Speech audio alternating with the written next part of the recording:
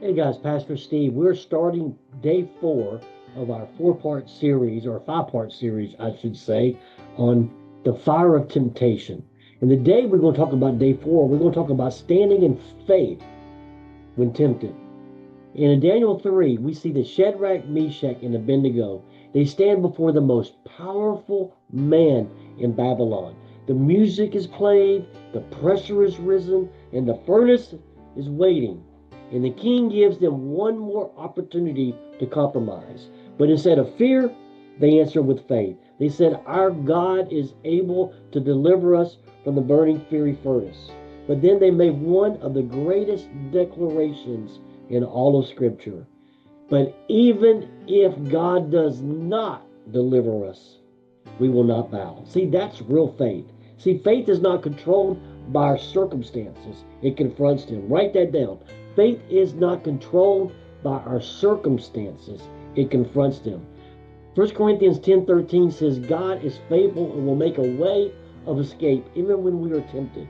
And we must remember this. Our faith cannot be built on outcomes alone. It must be built on our relationship with Him. Real faith doesn't need proof. Why? Because it stands on the promise of the Word.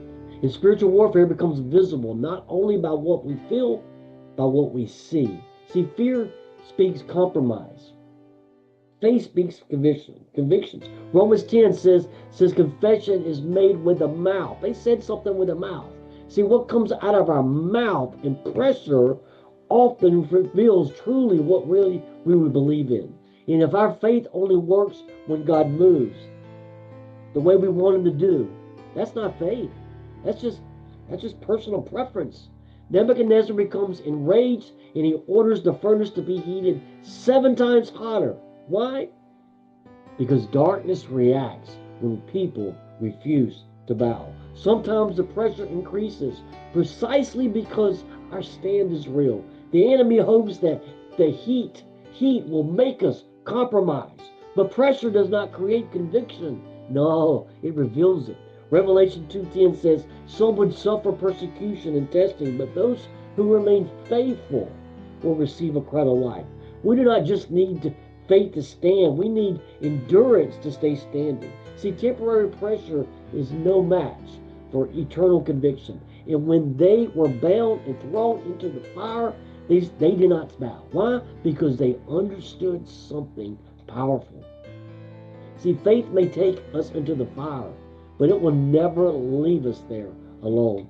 And the same God who strengthened them in the fire is still strengthening His people today. Because the world, they're going to bow under pressure. But the people of God, we stand in the fire. God bless. Pastor Steve, be sure to like and subscribe and stay tuned for part 5. God bless. Have a great day. Thank you to our partners.